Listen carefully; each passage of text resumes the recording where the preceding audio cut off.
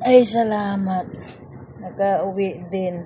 Ang haba-haba kasi ng... Ay, Day, buti naman nagbukas ka na, ilang oras kang sarado. Saan ka ba nagpupunta? Bakit at nagsarado ka? Ay, ano yon?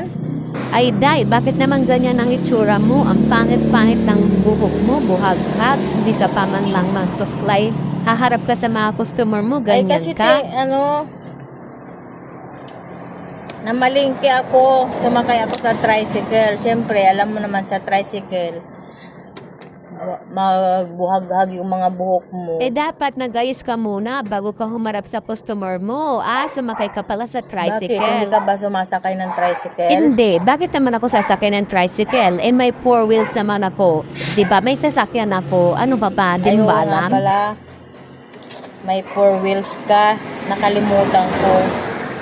Ay, naku, Day, nahuli ka na sa balita. Di mo ba nakita yung 4 wheels ko? Oh, bakit ka ba napapunta sa tindahan, te? Anong kailangan? Kukuha ako ng gatas, yung alas kaibab. Meron ka bang alas kaibab? Ibap? Meron. Ano po? Yung jersey o yung angel? Ibab na alas ka Wala nga. na yung Alaska, te. Ubus na eh. Jersey na lang, saka Wala angel. na. Sige, yan na nga lang yung jersey. Wala tayong magagawa kung wala kang alas kaibab. Dalawa. Oo, dalawa. Bigyan mo ako. Jersey, ibab.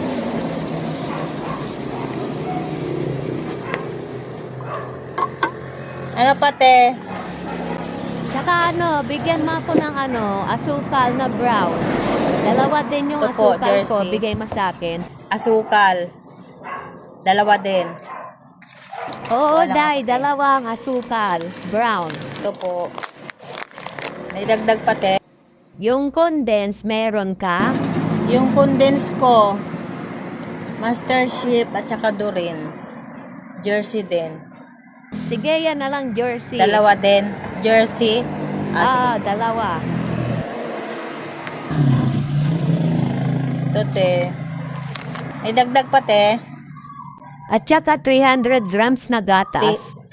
300 grams na gatas, Bear Brand. Oh, wait lang, kukuha po ako. Okay, sige, Day. Magkano lahat yung nakuha ko, Day? Total mo? Wait lang. Total ko lang po, te. Yung 300 grams na gatas, 115. Bali, lahat po ito, te? 335. Okay. 335. Tsaka dagdagan mo, Day, ng cream o yung cookies and cream? Cookies and cream na cream o. Opo, meron Sige, po. bigyan mo ako isang pack. Isang pack. Wait lang po. Ito po. Oo, yan. Magkano na lahat yung nakuha ko, Day? Total mo na lang. 435 na po ito lahat, te. Okay, sige. Plastic mo na lang yan, Day. Plastic ko na po. Pwede bang Gcash payment na lang? Gcash payment? Oo, pwede naman po, te. Day, paano kung sumubra ako sa pag-send ng Gcash? Okay lang ba yon? May charge pa ba yon pag sobra? Ay, pag sumobra ka po ng pagsisend ng Gcash payment, cash out na yun, te. May charge na yun. Pero pag sakto lang yung amount na i-send mo sa Gcash, yung nakuha mo lang na items, wala pong charge yun. Pero pag sumobra ka, may charge na po yun. Cash out na yun. Ganun ba? Okay, sige. Amina na yung items ko na kinuha sa'yo. Ibibigay ko po ito, te, kung nasend mo na sa Gcash ko. Nasend mo na ba? Nandyan po yung number ko sa labas. Ay, hindi ko pa isi-send ngayon sa Gcash mo. Utang ko muna yan. Ay, te, sabi mo mag-Gcash payment ka. Bakit uutangin mo? Wala pang laman yung Gcash ko. Hindi pa nagpadala si Mister. Pag nagpadala, babayaran kita sa Gcash. Ay, hindi pwede, te. Ang laki-laki nitong kinuha mo, oh. 435. Utang nga muna kasi wala pang laman ang Gcash ko.